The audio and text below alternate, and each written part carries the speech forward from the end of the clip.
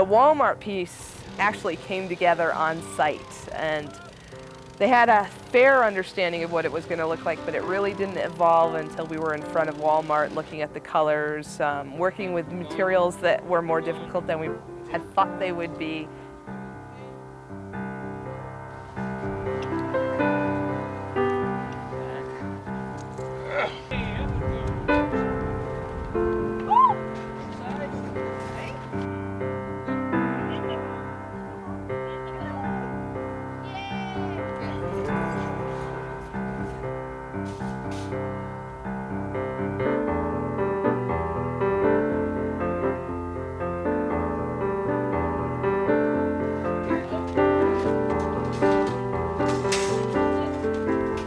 This piece ended up being interactive just because it was placed over a pedestrian walkway and people were going to walk under it and probably look and point and interact with it.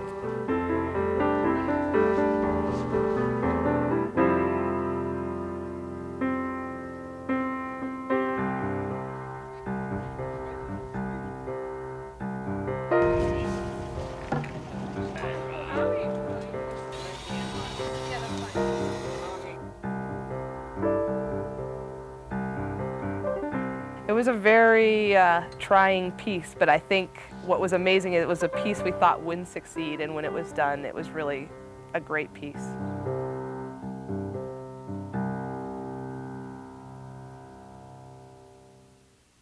It's way out.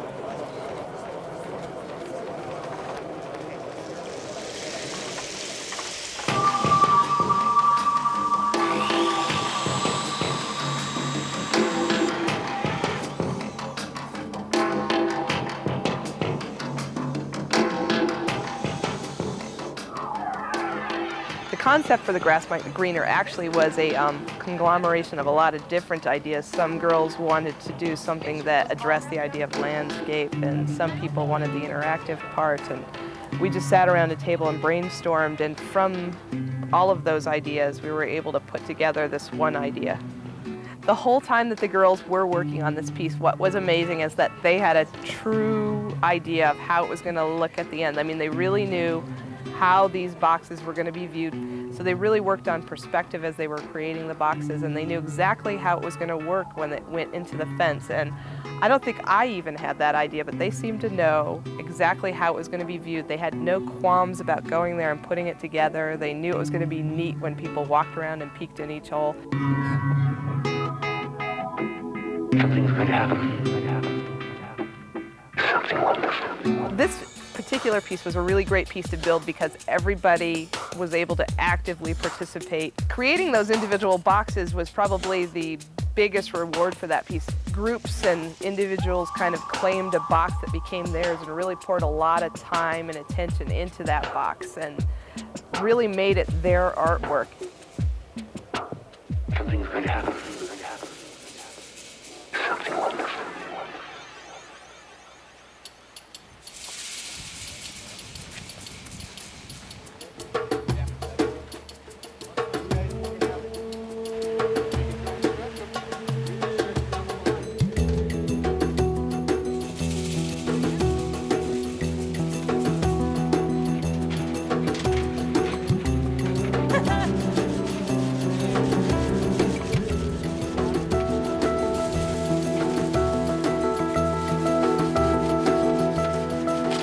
The base is taken, I believe, off of the Hopi design, which shows balance and symmetry. The dome structure, we're trying to create and show balance and strength that comes from nature, and we just thought that we could do that through the arch. And so we took that idea and made it into a dome.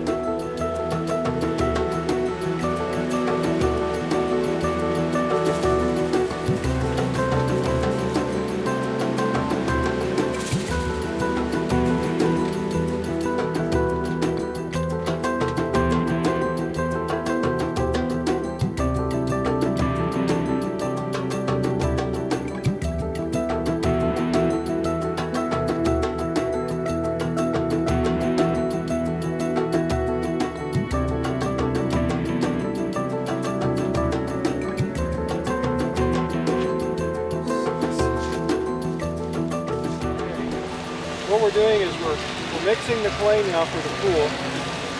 And we've added a mixture of 1 part sand to 1 part clay and adding water to a real soupy consistency.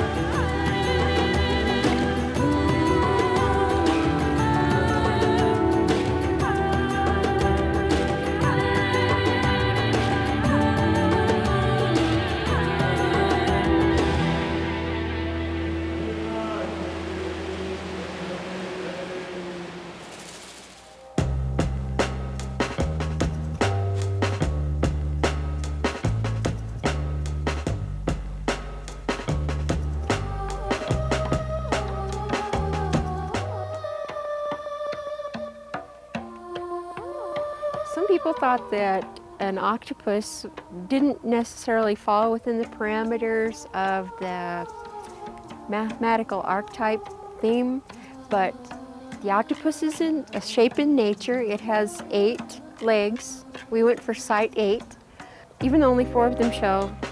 The other 4 are in the water. It has spirals for his eyes, which is another shape out of nature. There's little round things that are the suction cups on his arms, and more spirals. His legs are spirals. And it's a neat color. You can see it from the highway.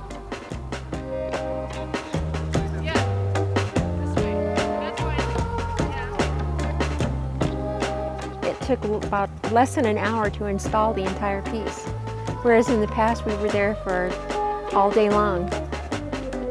Because we had so much planning before the execution, the smallest team also, and this went more smoothly than it ever has.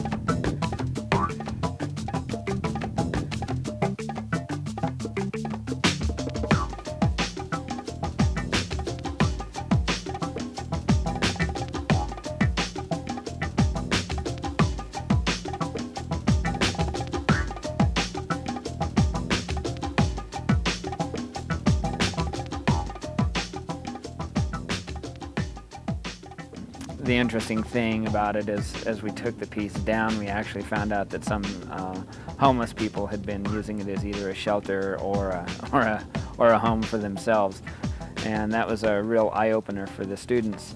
And I think they got some pleasure out of seeing that happen and seeing the piece take on a life of its own. Yeah, I'm just trying to figure out how to get out of here.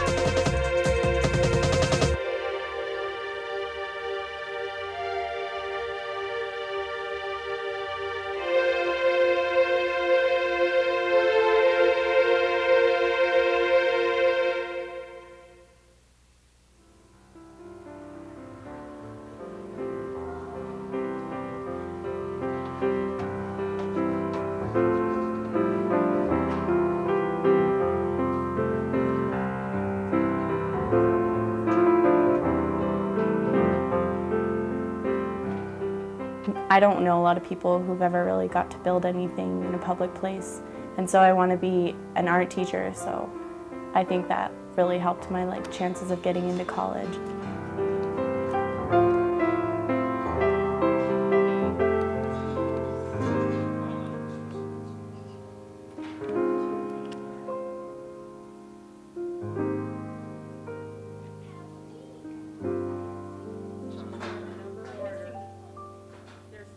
Step stool.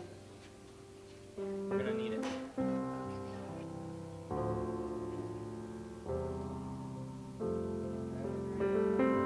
Well, every time we came up with an idea, somebody would change the idea or we'd change the name. And then we changed how we wanted it to progress. But I guess that's part of the experience, because if you want to work in public art, then you kind of have to worry about insurance and safety hazards. So sometimes you're not going to be able to do everything. We got one more. Where's that? We have to let this go to see how it hangs. So let's slide us out of the way and then push again. Right above your head. Oh, got it. I'm sorry. You have 20 minutes to take it. Please pull us out of here, would you? This way.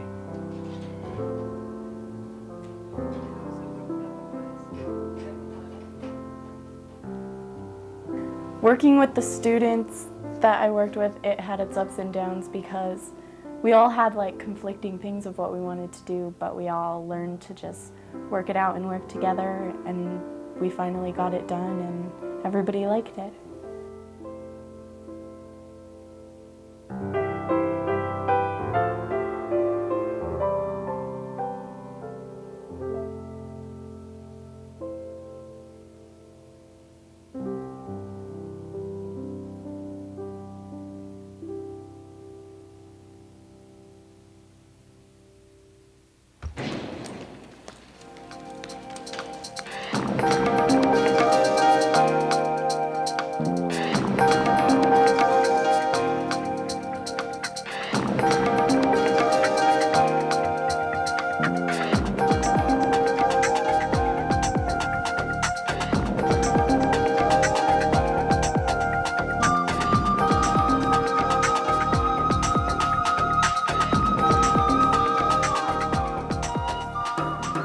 Well, the concept behind spiral colors was based on the geometry of the spiral and the visible archetype that is found in nature when it comes to the nautilus or any other spiral, the golden mean.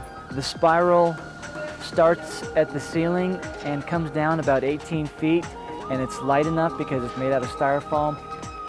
So it definitely is site-specific because it was designed for that space with the skylight, and the light comes through between 11 and 2 o'clock most strongly.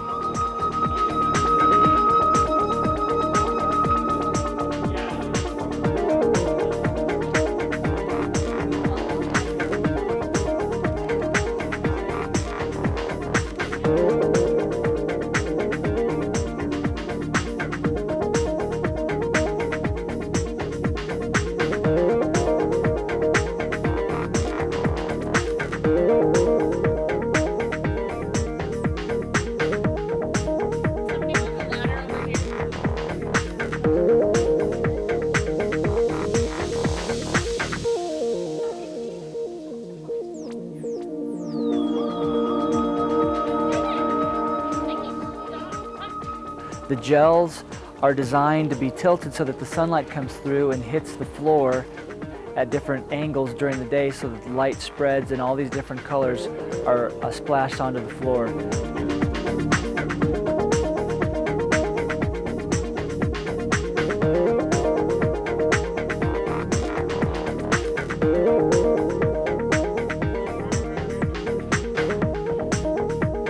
So it was a real team effort, and the dynamics that happened were absolute magic.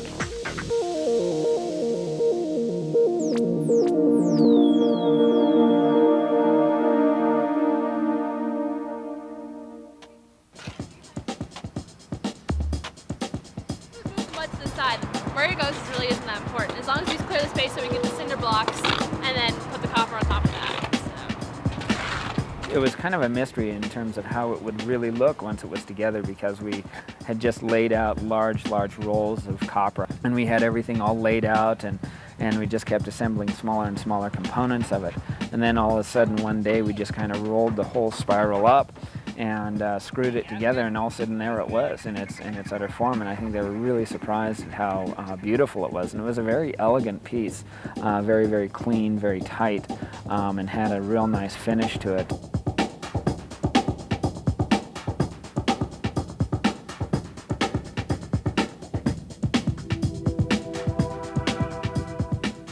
Lifting it into place took a little bit of time, and getting it centered over the fountain. But once we got it hooked up to the fountain itself and turned on, it was absolutely a beautiful piece. It just seemed to glow with the sun and the water on it. The other thing was that it was also a piece that seemed to have a life of its own, in the sense that over time the copper got a nice patina on it, and it continued to change from week to week throughout the exhibition.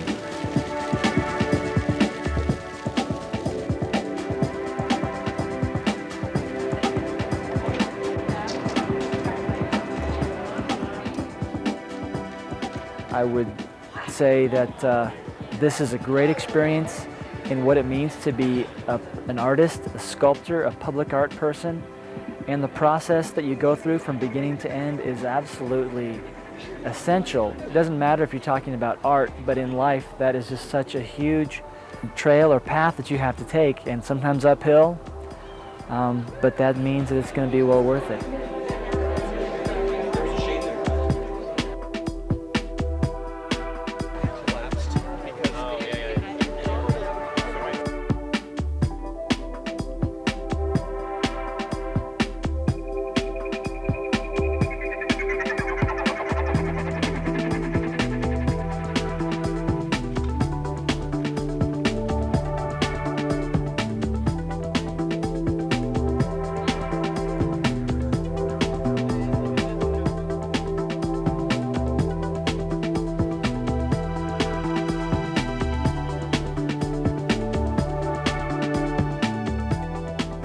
I really like the Museum of Outdoor Arts because they make a lot of opportunities for kids who are younger than 18, or for the schools that can't really afford to be having public art pieces out.